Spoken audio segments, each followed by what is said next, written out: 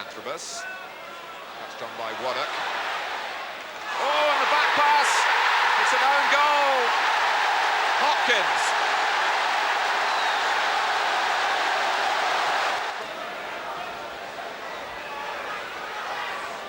That was Thompson. Waddock. It was a difficult ball to try and play, but such is Millwall's confidence at the moment that they're attempting those sort of things.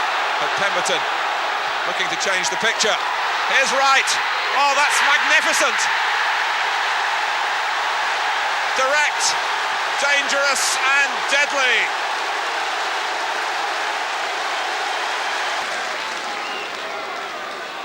Alex Dyer to take it himself. Wright waiting by the far side in case it's flicked on.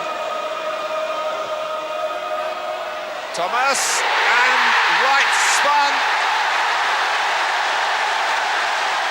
It's a question as to whether Ian Wright got a touch or whether Thomas's header went straight in. Wright firmly believes it was his goal.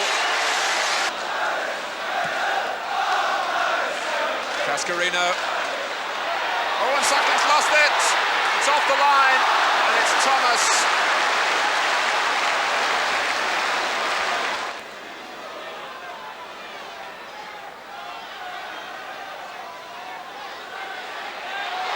Oh, and it's going to be Bright.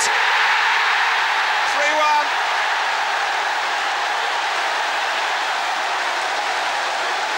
Well, Horn was given no chance by Stevens' mistake with the underhit back pass. It's Dyer to take this free kick. Thomas! Oh my word. Thomas had the first header, Mark Bright the last. Carter switching the point of attack. This is Sheringham. Hurlock's got into the centre with Cascarino this time. Dawes looking to supply the cross. And he's done just that. Cascarino! 3-2!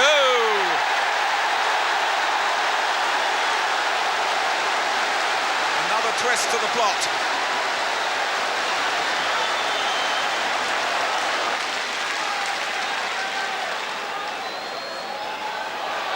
That's Bright! Oh, wonderful save by Horn.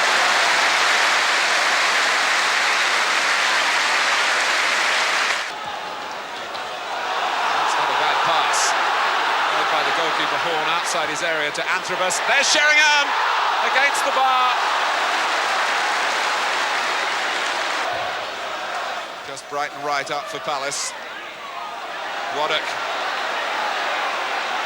Sheringham. Carter is the outlet again on the right. Crystal Palace with Antrobus has equalised for Millwall, with Palace looking vulnerable again, and Suckling left totally exposed. It's 3-3. Stevens charged down by Gray fairly and Wright's away. Bright's up with him. Crystal Palace can win it here with Mark Bright. It's a great finish. Millwall hold their heads.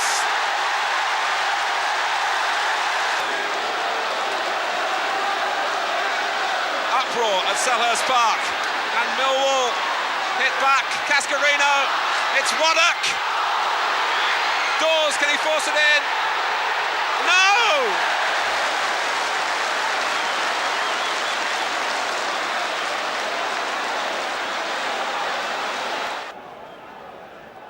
Ball's from McMahon. Hit straight at Cockerell. And Wallace getting it through to Rideout, who's got Letitia on the far side. He may not need him! Oh, a terrific shot! A great shot by Paul Rideout.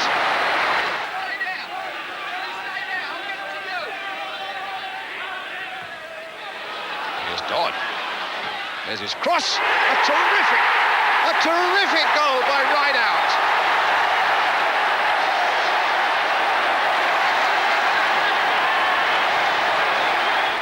Tissier. Still Le Tissier, might get a shot in here. No, plays it for Wallace instead. It's another goal! Rodney Wallace! And Southampton are 2 up. And Liverpool look stunned. Dodd. Le Tissier.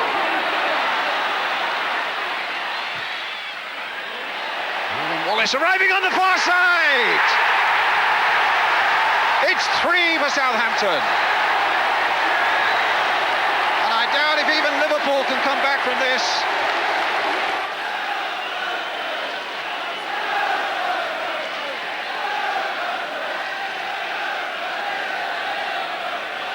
Barnes to Burrows. Penalty given. Case it was, I think, who brought down Burrows.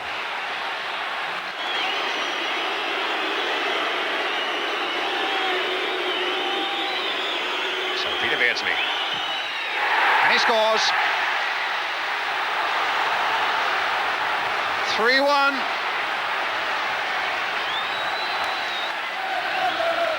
Here's Benali. Right out.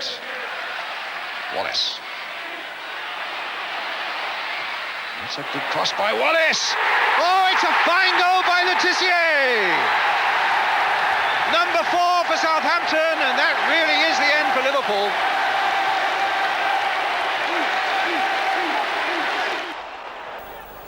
Well, Arsenal failed in their takeover bid at Spurs on Wednesday and came a cropper again at Everton, who were the fall guys when Liverpool went top 4 weeks ago. They appear to have recovered.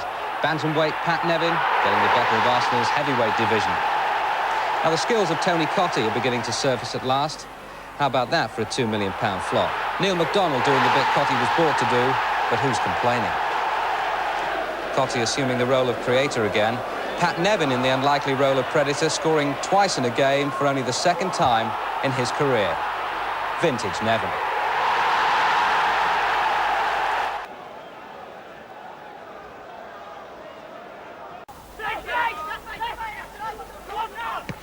Breaker again to Elstrup. Nice first-time ball to Kingsley Black.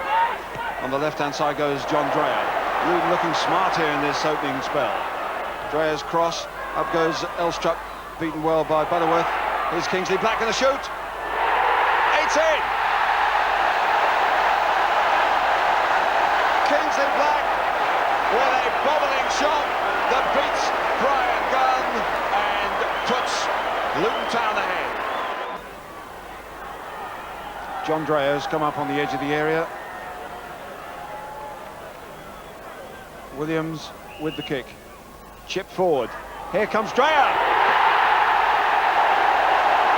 John Dreyer, first league goal. 2-0 to Luton. Dowing, Butterworth. Sherwood. Dale Gordon keeps it in, but Priest read it well, and Wegerle might be able to return this. Wegerle, great skills. Priest, Wilson. What a great goal! Danny Wilson.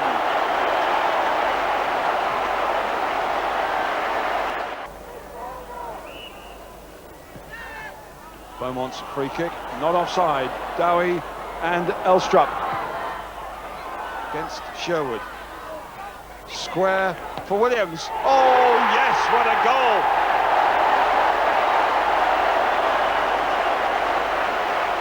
What a brilliant strike. That is so difficult.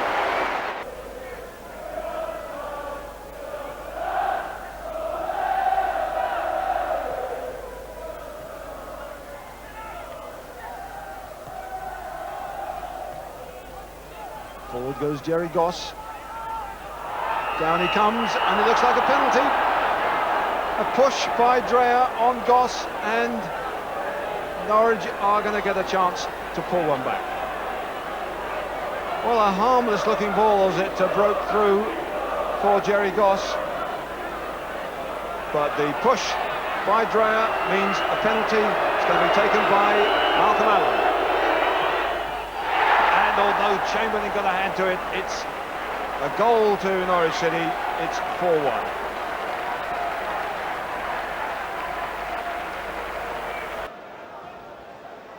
Graham Roberts was back for Chelsea at Derby, so with inspiration guaranteed, all they required was a way past Peter Shilton, which is never guaranteed. David Lee's determination, or the lack of it from a defensive angle, opened the way for Kerry Dixon, right on the hour.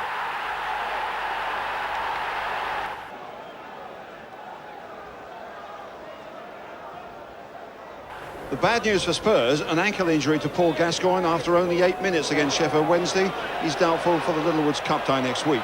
The good news is that Gary Lineker is easing gently into top gear. That was his first from Terry Fenwick's cross. His second, as Wednesday were outfought and outplayed throughout, came from Mitchell Thomas's centre. And that's Gary Lineker's 7th goal in 5 league games. Spurs' 4th consecutive league victory and another miserable day for Ron Atkinson was made certain by Paul Moran, the player who'd replaced the injured Gascoigne. Spurs continue to rise, Wednesday are sinking.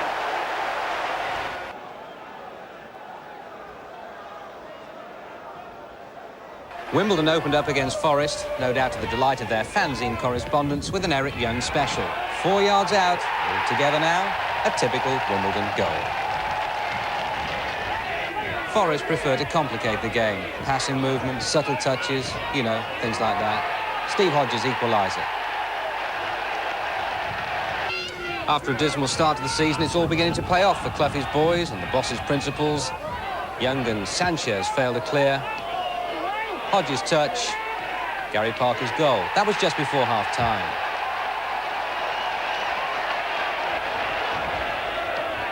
Now Gary Crosby away. This one's got penalty written all over it. Unless they can get him outside the box. Curses. Sager's disgusted. There's no need for that. Good goal, though. Forest had won their previous 2. Stuart Pearce made sure it was 3. 4 without a league win for Wimbledon. Only 1 at Plough Lane all season.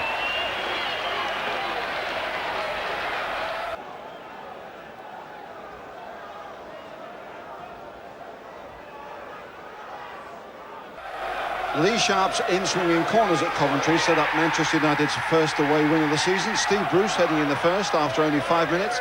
The second coming from the same source after 28 minutes. The longer version this time. And Mark Hughes is handed a chance. Coventry had beaten United twice last season, but didn't fancy their chances here too much after Michael Phelan raced through from midfield to make it 3-0. And United were really flying. United's tempo was now as high as their confidence. It might still be a bit unpredictable, but you can usually predict what will happen if you give Mark Hughes an opening for a volley. And that's 4-0. With 11 minutes from the end, the Coventry were at last given something to savour. A good goal from new signing Kevin Drinkle on his league debut. And that eased the pain a little of Coventry 1, Manchester United 4.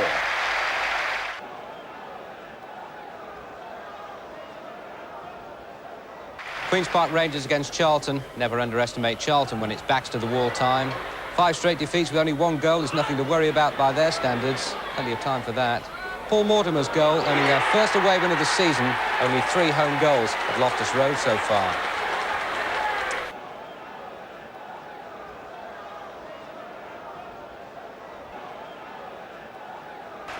Olney maybe glanced it, but Platt anticipated it with typical intelligence.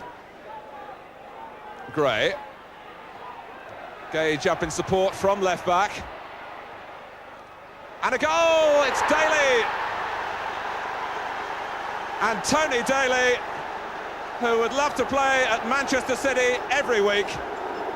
He's scored now in 3 games in a row here for Aston Villa.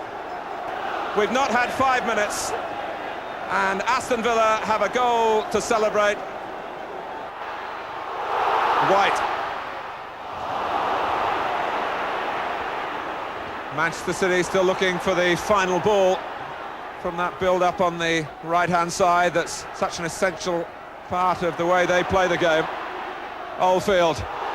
White in again. It's an excellent ball. Oh, Allen! And it's Lake. then it's Spink. My goodness.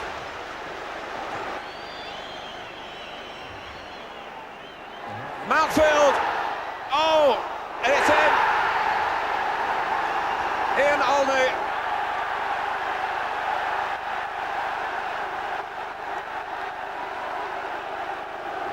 City 0, Villa 2.